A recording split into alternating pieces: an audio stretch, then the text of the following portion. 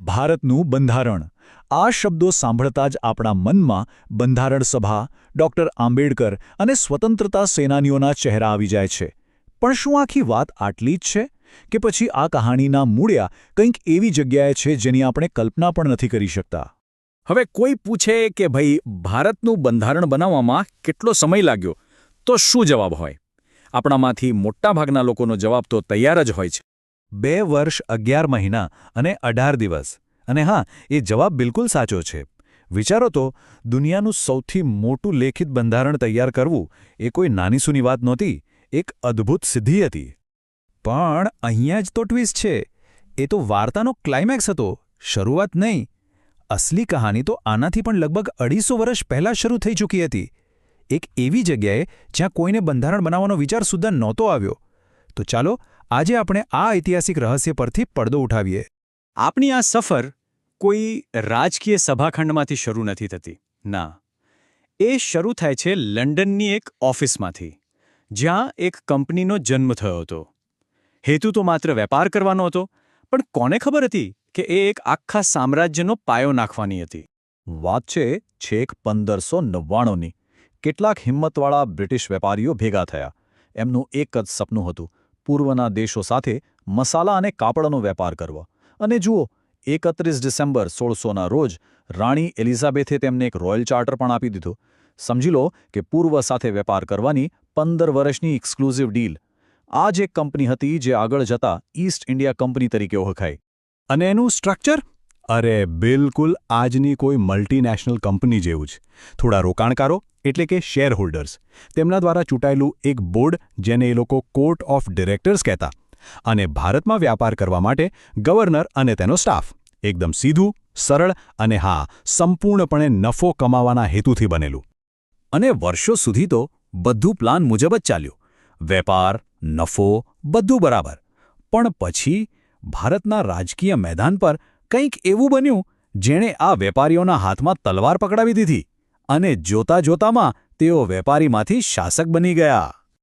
આ આખો બદલાવ 2 મોટા યુદ્ધો પછી આવ્યો. પહેલું 1757માં પ્લાસીનું યુદ્ધ, અને બીજું 1764માં બક્સરનું યુદ્ધ. આ બંને જીત એટલી નિર્ણાયક હતી કે 1765માં અલ્હાબાદની સંધિ થઈ. અને આ સંધિએ કંપનીને એવું કંઈક આપ્યું જેણે બધું બદલી નાખ્યું. એ હતું દિવાની. હવે સવાલ એ થાય કે આ દિવાની છે શું? સાદી ભાષામાં કહીએ તો બંગાળ, બિહાર અને ઓરિસ્સા જેવા વિશાળ અને સમૃદ્ધ પ્રાંતોમાંથી ટેક્સ ઉઘરાવવાનો સત્તાવાર હક. બસ એક જ ઝાટકે જેઓ વેપારી હતા એ હવે સરકાર બની ગયા. આ એક ક્ષણ પહેલાં કંપની મુગલ શાસકો પાસેથી વેપાર માટે પરવાનગી માંગતી હતી, અને આ ક્ષણ પછી હવે એ પોતે જ લાખો લોકો પાસેથી મહેસૂલ વસૂલતી હતી. આ ખાલી સત્તાનું ટ્રાન્સફોર્મેશન નહોતું, આ તો કંપનીના આખા ડીએનએમાં આવેલો બદલાવ હતો. પણ અહીંયા એક ગજબનો વિરોધાભાસ ઊભો થયો.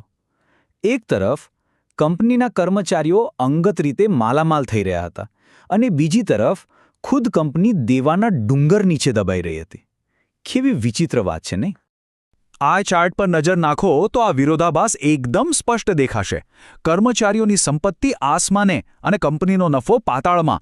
જાણે કોઈ સ્ટાર્ટઅપ દેવાળું ફૂંકી રહ્યું હોય, પણ તેના કર્મચારીઓ પ્રાઇવેટ જેટ ખરીદી રહ્યા હોય. કંઈક એવું જ હતું. ભારતમાંથી આટલી બધી સંપત્તિ કમાઈને જે અધિકારીઓ બ્રિટન પાછા ફરતા હતા ને, તેમને લોકો ત્યાં મજાકમાં નવાબ કહીને બોલાવતા. આપણો જે નવાબ શબ્દ છે ને, એનું જ બ્રિટિશ વર્ઝન. આ એક રીતે તેમની બેહિસાબ દોલત અને દેખાડા પર કટાક્ષ હતો. અને પછી એ જ થયું જે હંમેશા થાય છે જ્યારે કોઈ company too big to fail બની જાય. ઈસ્ટ ઇન્ડિયા કંપનીએ બ્રિટિશ સરકાર સામે હાથ લંબાવ્યો, કહ્યું, અમને બચાવો, લોન આપો. બસ આ જ એક ક્ષણ હતી જ્યારે બ્રિટિશ સંસદના કાન સરવા થયા. તેમને થયું કે આખરે આ ચાલી શું રહ્યું છે. સરકારને ત્યારે સમજાયો કે આ કોઈ સામાન્ય ખાનગી કંપની નથી. આ તો એક સામ્રાજ્ય ચલાવી રહી છે, અને એ પણ સાવ અંધાધૂંધીથી. આના પરિણામે જે કાયદો બન્યો એ જ છે ભારતના બંધારણીય ઇતિહાસનો પહેલો સીમાચિહ્ન, 1773નો રેગ્યુલેટિંગ એક્ટ. આ કાયદાનો હેતુ એકદમ સ્પષ્ટ હતો. કંપની પર લગામ કસવી. કેવી રીતે?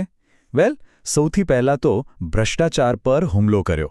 ખાનગી વેપાર અને લાંચ પર પ્રતિબંધ મૂકી દીધો. બીજું, એક સેન્ટ્રલાઇઝ્ડ સિસ્ટમ બનાવી. બંગાળના ગવર્નરને ગવર્નર જનરલ બનાવી દીધો અને બોમ્બે અને મદ્રાસને તેની નીચે મૂક્યા. અને ત્રીજું, અને સૌથી મહત્વનું, કાયદાનું શાસન સ્થાપવા કલકત્તામાં એક સુપ્રીમ કોર્ટની રચના કરી. પહેલીવાર એવું બન્યું કે કંપનીને બ્રિટિશ સરકારને જવાબ આપવા માટે મજબૂર કરવામાં આવી.